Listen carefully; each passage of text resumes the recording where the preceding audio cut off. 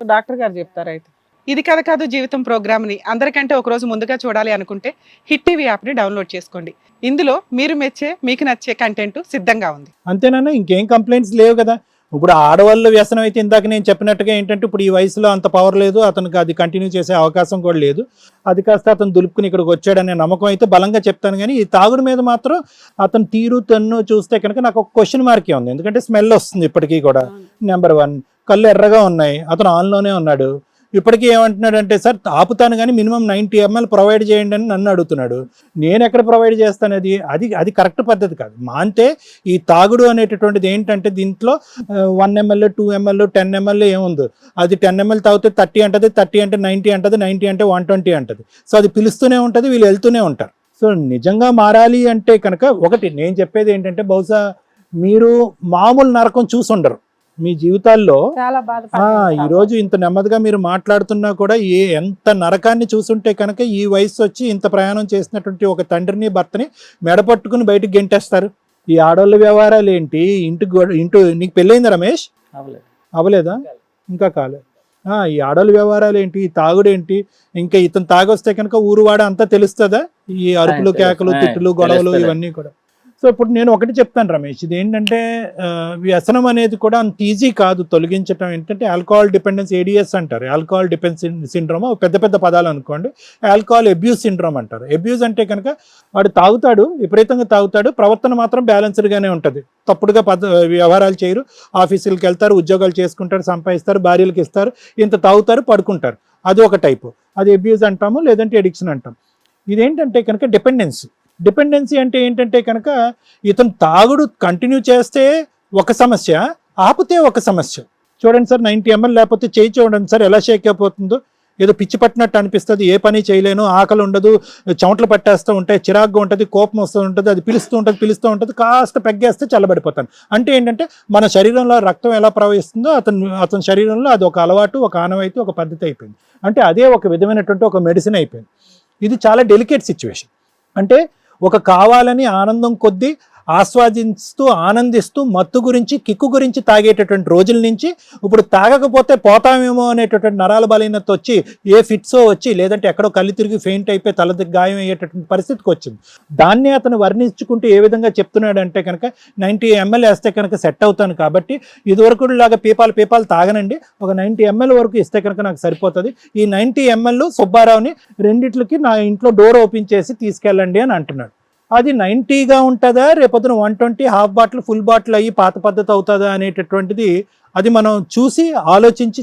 ఎందుకంటే ప్రధానంగా తాగుడు ఆపించేటటువంటి కార్యక్రమంలో ఫస్ట్ అండ్ ఫార్మోస్ట్ ఏంటంటే చాలామంది వస్తారు, ఆపేస్తామని వస్తారు, కానీ ఇన్సైట్ అనేటటువంటిది, అంటే నా తాగుడు వల్ల నాకు ఈ ఇబ్బంది వచ్చింది, నా ఆరోగ్యం పాడైపోతుంది, నేను ఫెయింట్ అయిపోతున్నాను, నా లివర్ కిడ్నీ పాడైపోయింది, నా కొడుకు పాడైపోయింది, నా పిల్లం పాడైపోయింది, సొసైటీలో నా పరువు పోయింది, నేను 10 సార్లు కింద పడి నా తలకి గాయం అయిపోయింది, ఇదేం బ్రతుకు సార్, నాకు దాని నుంచి విముక్తి కలిగించండి అంటే అది పూర్తి స్థాయిలో అతనికి ఇన్సైట్ ఉన్నట్టు అటువంటి వాళ్ళు 70 to 90% ఖచ్చితంగా ఆపేస్తారు. కానీ మీ నాన్నగారు ఈరోజు సుబ్బారావు గారు మీరేం అనుకోకండి, ఈరోజు మీరు మా దగ్గరికి రావడానికి ప్రధానమైనటువంటి కారణం ఏంటో తెలుసా ఏంటి? చెప్పండి. ప్రధానమైన కారణం ఏంటంటే మీకు ఈ రోజు పెట్టేవాడు పోసేవాడు లేక ఈ రోజు ఇక్కడికి వచ్చారు. సో అది మార్పు కాదు. ఈరోజు పెట్టేవాడు పోసేవాడు ఉంటే కనుక ఈరోజు ఇక్కడ కూర్చుని ఏమండి నా కొడుకు కావాలండి, నా పిల్లం కావాలండి, నాకు ఒక ఇల్లు కావాలండి మీరు వస్తారా? లేదు, అదే గాలి తిరుగుతూ ఉంటారు. ఎవడొకడు ఏదో నాదుడు పోస్తాడు, పోసినంతకాలం పోసారు, ఈరోజు మీరు రోడ్డు మీద వదిలేశారు కాబట్టి మీరు ఇలా ఉన్నారు. ఈ మార్పు నేనేమనుకుంటున్నానంటే ఇది నిజమైనటువంటి మార్పు కాదు అని నేను అనుకుంటున్నాను. వినండి ఒక్క నిమిషం సుబ్బారావు గారు, ఎప్పుడైతే కనుక మీరు నిజంగా వాడెవడన్నా పోసినా, ఎవడన్నా ఒక షెల్టర్ ఇచ్చినా, ఎవడన్నా తిండి పెట్టేవాడున్నా, ఒరే మీరందరూ తాత్కాలికం, నా జీవితంలో మీరు నన్ను బాగు చేయట్లేదు, నన్ను కాపాడట్లేదు, నా జీవితాన్ని సర్వనాశనం చేస్తున్నారు, నా కుటుంబం దగ్గరికి పోకుండా, నా భార్య నా కొడుకు కాళ్ళ మీద పడకుండా మీరు నాకు ఇది పోసి నా జీవితాన్ని నాశనం చేస్తున్నారని మీరు ఎప్పుడైతే వస్తారో అది అసలైన మార్పు. అవునండి. ఇదేంటంటే అక్కడ బ్రేక్ పట్టడం వల్ల ఇది ఇక్కడ వచ్చాడు.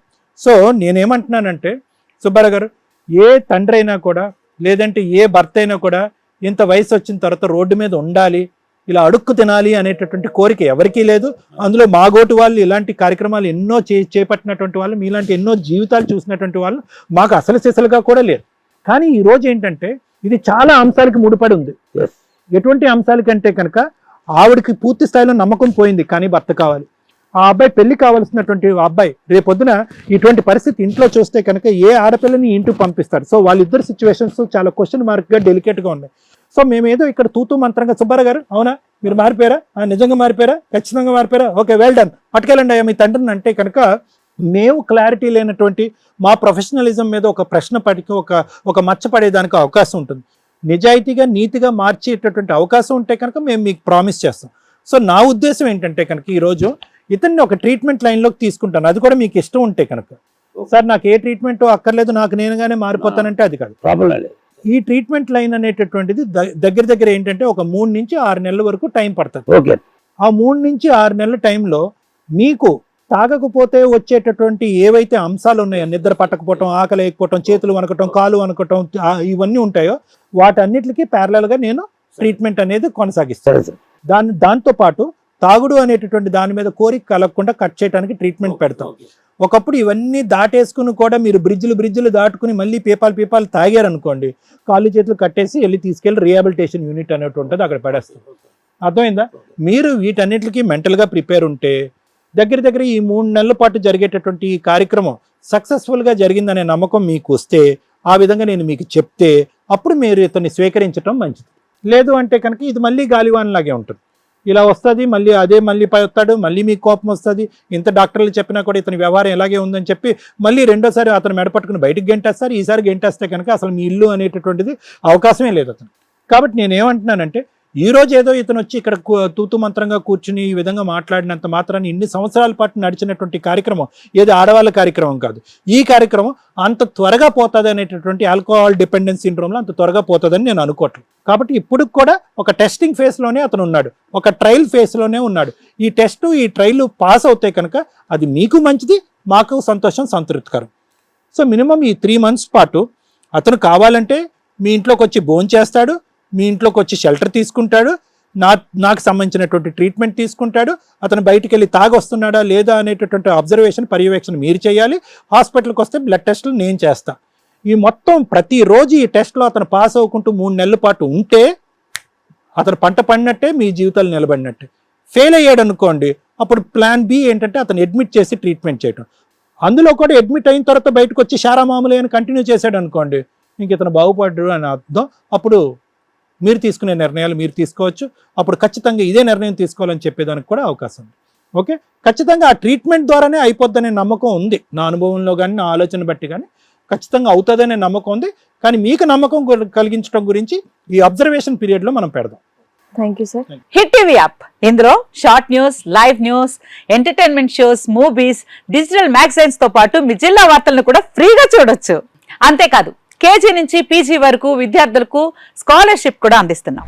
ప్రతి వారం 10 మందికి లక్కీ డ్రా ద్వారా ఒక్కొక్కరికి 10,000 రూపాయలు అందిస్తున్నాం. ఇంకెందుకు ఆలస్యం, వెంటనే హిట్ టీవీ యాప్ ని డౌన్లోడ్ చేసుకుని ఫ్రీగా ఎంటర్టైన్మెంట్ పొందండి. Hit TV app. Hit TV app. Please download hit TV app. Hit TV app ని ఫ్రీగా డౌన్లోడ్ చేసుకొని ఎంజాయ్ చేయండి. మీకు నచ్చిన ఎంటర్టైన్మెంట్ కోసం హిట్ టీవీ యాప్ ని ఫ్రీగా డౌన్లోడ్ చేసుకొని ఎంజాయ్ చేయండి. హిట్ టీవీ యాప్ ని డౌన్లోడ్ చేసుకుని ఆస్వాదించండి, ఆశీర్వదించండి. ఇంతమంది సెలబ్రిటీలు హిట్ టీవీ యాప్ ని డౌన్లోడ్ చేసుకోండి అని చెప్తున్నారంటే ఎంత మంచి యాప్ ఆలోచించండి. అమెరికా అమెరికా అమెరికా అమెరికాలో చదవాలనుకునే వాళ్ళకి విశ్వసనీయమైన పేరు మన శౌర్య కన్సల్టెన్సీ.